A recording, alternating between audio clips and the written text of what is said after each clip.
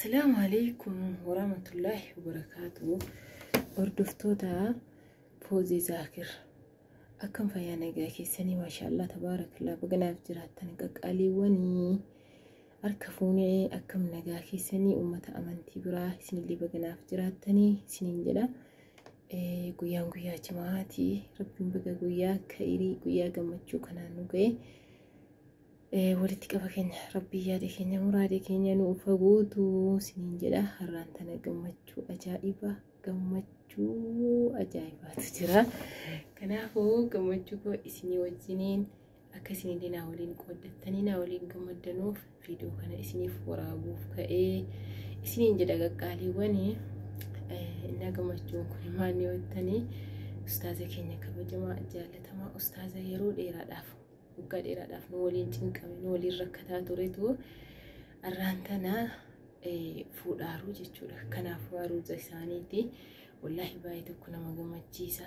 بايتو كنا متتولا الحمد لله رب العالمين كانوا معاف جمجو أجايبا جمدارا أستاذني أبا أوفيتي يروجد أمو يعني سوي قلدي ويتأوي فقات قالوا أكيد لقاد أمالي سبحانتي جتشورا سبحان الله أستاذ يجون قلبي متي والله أستاذ كيسن قوري قري إموت تستعي قري واسطة بيزو ميران استعي برتنو أستاذ كيسن جبي فدا سنين جدا أستاذ يجون كا دكنا كان كيسانو باسي والله جدي الحمد لله رب العالمين إركي قري إمو قري واسطة بي كان رانكارون فيتي يجون وادنو سرتنا من بيكم علي وانا ما كان هنجدامني وان دانغا هنقمني وان كما تمالكا متويو سرتي سبب نساء فكينيا دران يرو غرين كون هنجري تيك توك يرو ريدنا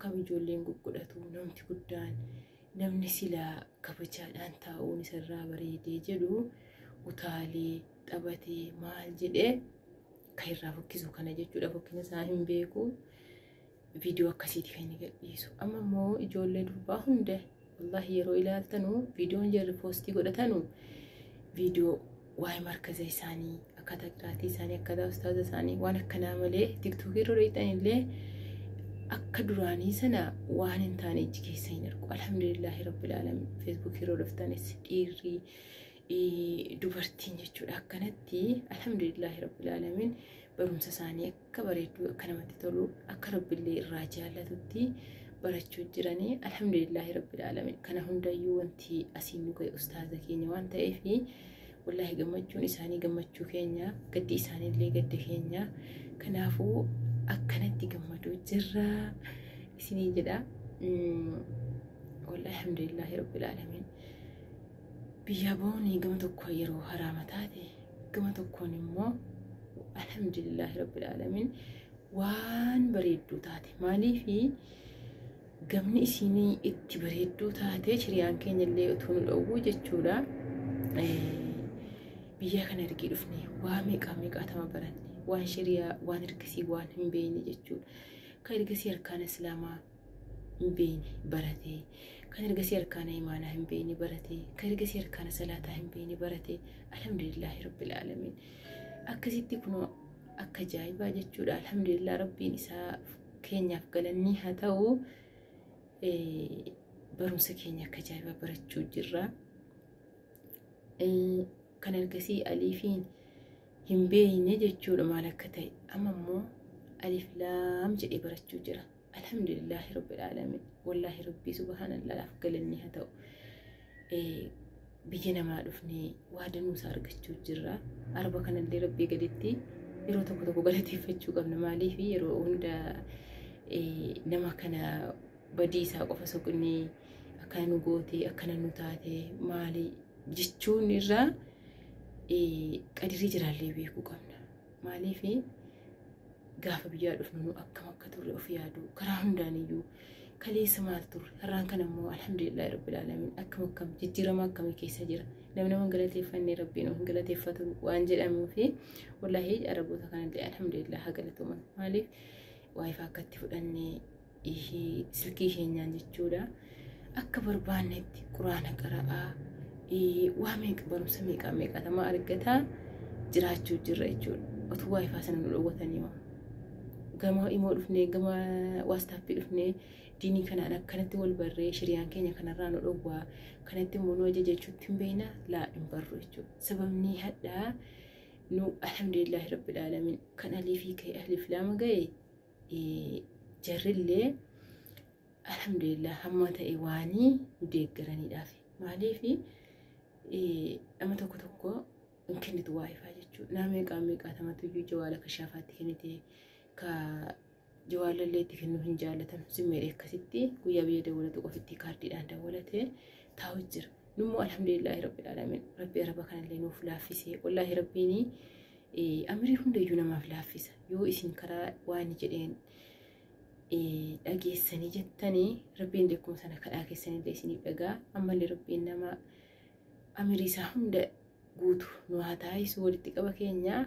Kanaafuu akkasii arabnillee haa galatoomtu ustaazonni keenyallee haa galatooman bakka jiranuuni kan akkanatti cinqamanii sa'aatiin kun namni yaani bakka meeqatti dhaqee waa meeqa hojiin illee numa jira garuu kana hunda isaa dhiisanii rabbii keenyarraa argannaa waan gaarii kana hojjennee kayrii hojjennee kaaliifin hin barre barsiifne jedhanii alii fi hanga alif lamaatti ta'anii yeroo isaanii gubanii wallaaddee tokko ta'anii nama qaraasuun illee akka mulfaatti maaliif nuti warri qara'u kun yeroo taa'anii qaraadha inni jechuudha jennee dhiibnee yeroo tokko keessaa baana garuu jirri immoo utuu nuun ifatiin iddee tokko ta'anii tokkoon taraadhaan quraana nu dhaggeeffatanii nu qaraasisanii alii fi kaanee alif lamaan nu ga'uu jiranii jechuudha. Inshaallah numa geenyaa warri ga'ellee numa jira.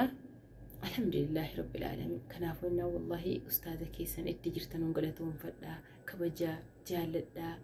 Ustaaza jechuun qoosaa miti qaldii miti qoosaa fukkaatti malee qaldii fukkaatti malee waa'een ustaadaa wallahi waan akkanatti himanuu miti waan baacanuu miti jechuudha. Kanaafuu akkasii rabbiin amrii jiraanuu fedheeressu nullee nama baree barsiisu rabbiin nu haa taasisu. Inshaallah nama baree barsiisu rabbiin nu haa taasisu. Namallee guyyaa borii wallahi mirgaan fudhatu rabbiin nu haa godhu. Warri quraanarra jirtanuu jajjabaadhaa. Wallahi rabbi itti isin jabeessu jajjabaadhaa. Warri irra hin jirre immoo warri zimmi jettanii rabbiin kun tola isinitti oolee wallahi rabbuma tola isinitti ooludha jechuudha. Mana arabaa kan dhuftanii waayifaa argattanii jawaalaa qabattanii kana keessaa immoo dhayxanii diin rabbii garee kanatti galtanii barachuun isinitti jabaatee naan teessanii feesbuukii irra tiktookii irra taa'aa jirtan rabbiin sodaadhaa wallahi gara markazaa deebi'aatii amantii keessan baradhaa isiniin jedha. Wallahi kun dhaamsa kooti maalii fi viidiyoo wayii gadi dhaggeeffadhe feesbuukii kanarraa. Wallahi viidiyoon kuni jechi mucaa sanaa jechuudha akkaan malee baay'ee tokko sammuu keessatti seef ta'e natti dhaga'ame. Maal jedhee waa'ee gorsa ijoollee shamarraa kana waadanuu isaan gorsaa dhagee jechuudha. Waan akkasii wal dabarsuu hin jaalladhu. Amma ni dhuun taa'ee dhaggeeffadha. Yeroon kunii jedhee wallahi mucaa xiqqaa tokkollee dhagaa rabbiin yaanii qalbii namaa guddisuu imaana namaa guddaan keessa jiraachuudha. Namni akkasaasaa bareedduu haasa'u.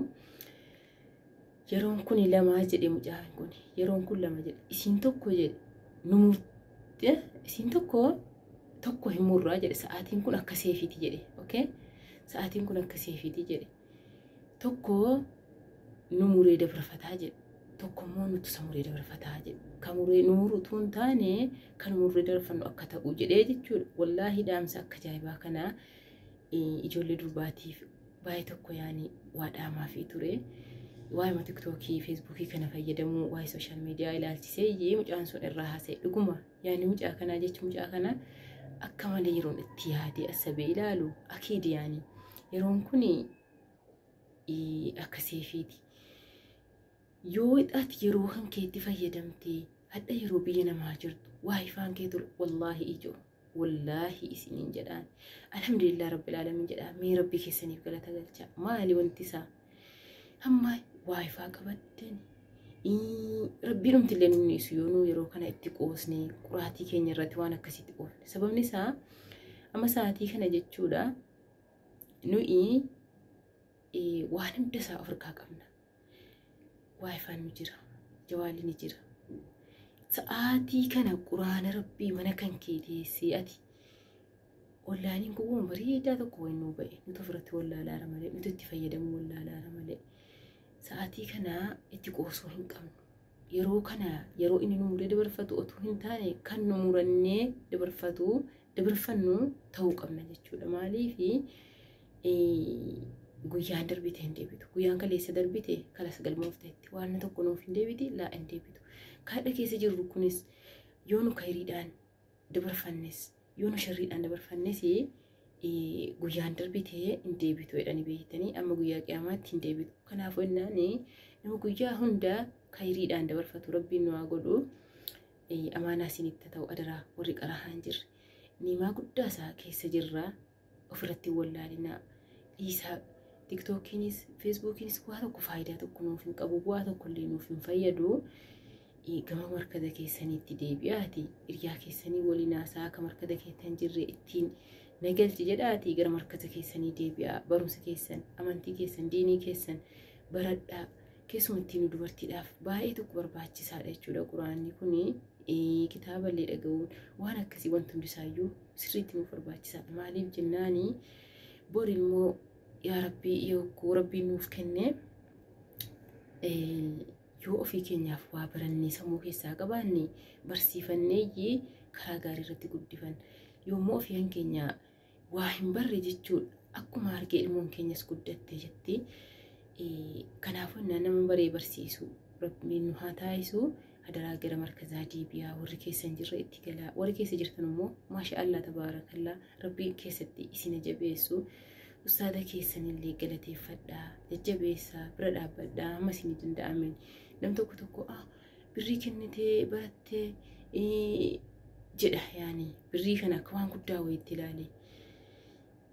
Birrii kana wallahi waan guddaatti ilaaluu hin qabnu. Utuma birrii kennee barachuu ta'e namni suni ofiisaatii sa'aatii silaa dhaqee hojjetatee namni kamiyyuu fayyaa qabaannaan jechuudha waan fedhe hojjechuu danda'a. Sa'aatii silaa dhaqee dalagatee waan godhee jiraachuu danda'u dhiisee sa'aatii sana nuuf kennee sa'aatii isaa sana gubee taa'ee nu barsiisuu jira. Kana jechuudha immoo barumsa bareedaa kana irraa argannee quraana rabbii bareedaa kana irraa qaraanee nama kanarraa barree amma rabbi nu dandeessise yoo bira dhaabbanne wallaahi waan akka kanaa rakkoo tokko illee hin qabu. Waan akkanaa isinitti dhaga'ame haasaan tokko amma nama danuu jira kan birriidhaan barsiisuu minaamin ustaadonni jedhu. Okay, otoo birriin barsiisanii waan nama gubu tokko illee hin qabu. Birriin kan kee kun iddeen taanetti iyyuu hin ba'a. Bakka argetti iyyuu hin ba'a. Bakka rabbii borirraa si gaafachuu taa'utti iyyuu hin ba'a. Kanaafuu bakka guddaa bakka khayrii kanatti baaftee yoo jette jechuudha birriin kee kun illee sadaqatul jaariyaa si taatee waan akkasii ilaaltanii waan akkasii asabdanii nama danuutu iyyuu yoo gareetti galanii quraana qaraahanii birrii kaffaluudha jedhee sodaa kanaatiif ta'aara jechuudha. Nama danuu isaanan beeka. Kanaafuu waan akka kanaa hin sodaatinaa. Wanni tokko wanti hin sodaattan tokko illee hinuma hin jirtu. Birrii kan keessan hamma barbaadan namni mana kenni siin jedhu siin jiru. Ustaazotiin immoo ammas fedhuma kan kee yoo gargaarte ta'e malee ustaazumti birrii yaani sirgaafatu hin jiru. Okay? Kanaafuu jennaan wallaahi nama danuusaa nama natti millee ni jira. Birrii kaffalamee baratamaa minaamin kan jedhu jira jechuudha. Waan akka kanaan asabinaa. Diinii rabbii bareedaa kana quraana rabbii bareedaa kana bartee ati birrii kan kee karaa sanatti baasuun iyyuu waan guddaadha. Argameeti moo dhabame? Birriin kan kee gama sanatti foon argamee moo dhabame? Birriin bakka hin taanetti iyyuu bakka ajaatti iyyuu nuuf kaaba'uu jirti. Kanaafuu nan hadaraa jarri waan akkasii asabdanii birrii baafnaa minaamin jettanii gareerraa baqattanii taa'artanus adaraa gareetti deebi'aa. Isiniin jedhaa boleeyyan galatoomaa. Kanaaf wadha ustaaza keenya fuudhaa jiru haruuza isaaniiti gammachuu ajaa'ibaa akkamitti gammannee hundi keenya wal gooyeenyee markaza keessa guunne taa'aa jirra jechuudha. Yeroo akka kanatti namni gammachuudhaaf gammachuu ustaaza ofiitiif ijoolleen markaza guuttee teessu wallaahi gammachuu ajaa'ibaa. Namni kun wal hin beeku. Maalummaa walii hin beeknu garuu hadhaa akkamitti wal jaallannee wal hayaanee wal kabajnee jechuudha.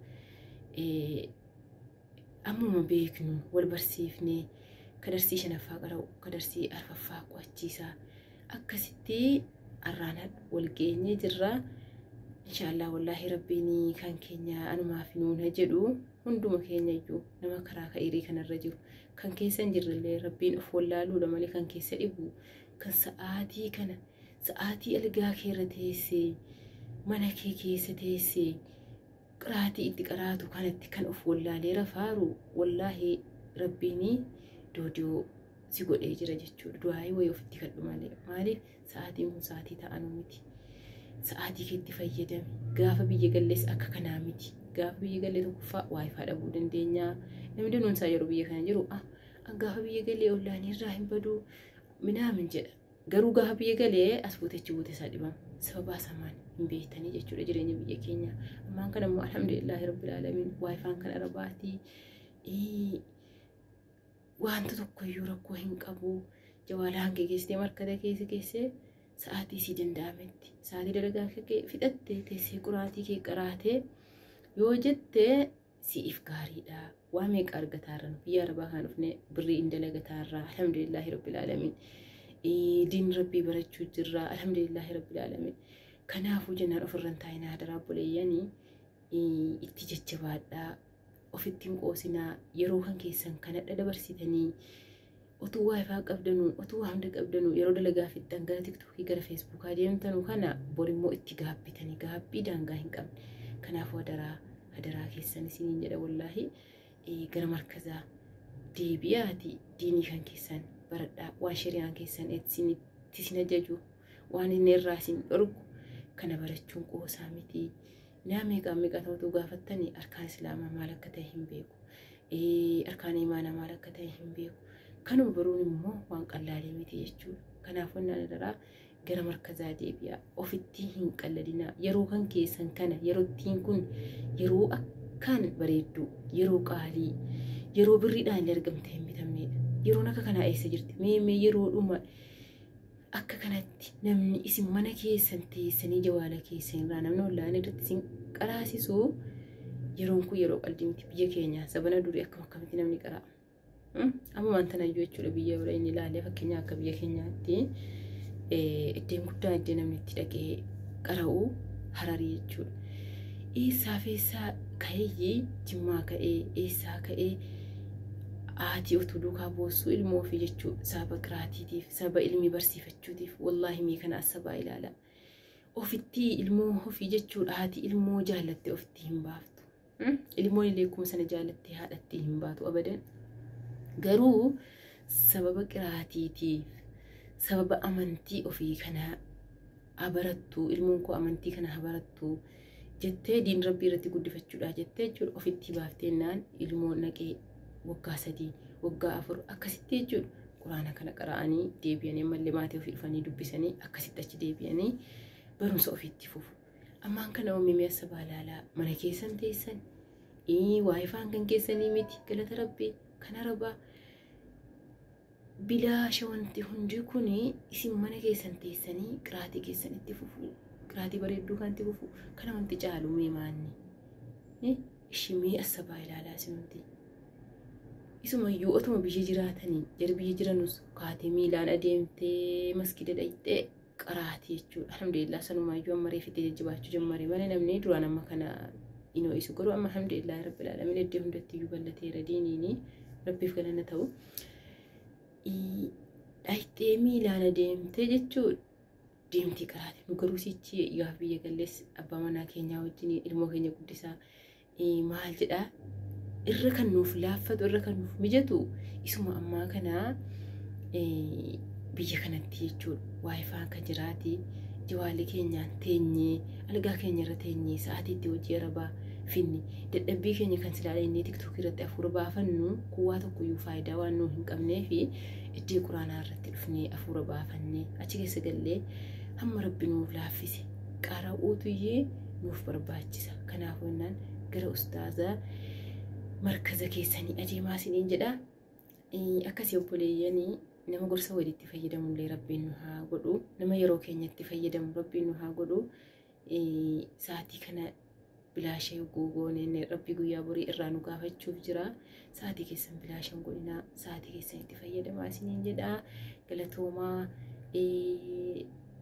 asmaanuu immoo wallaahi ustaaza keenyaaf bareechaa du'aayinaaf kadhaafi maaliif ustaaza keenya akka malee nu wajjin cabanii nu wajjin rakkatanii ganamarraa ka'anii hamma galgalaa ta'anii taraadhaan quraana nuuf dhaggeeffatanii kan beekne qaraayisanii kan beeku dhaggeeffatanii akka kanatti nu wajjin cinqamuu jiranii arraanta namoo alhamdulillahi rabbil aalamiin rabbiin isaaniif taasisee jennaan guyyaa dhaloota isaanii lammaffaa ga'anii jiru. Alhamdulillah summa alhamdulillah rabbiif galanni haa ta'u. Du'aayi godhaa fi isiniin jedhaa. Assalaamu alaykum wa rahmatullahi wa barakaatuh. Galatoomaa.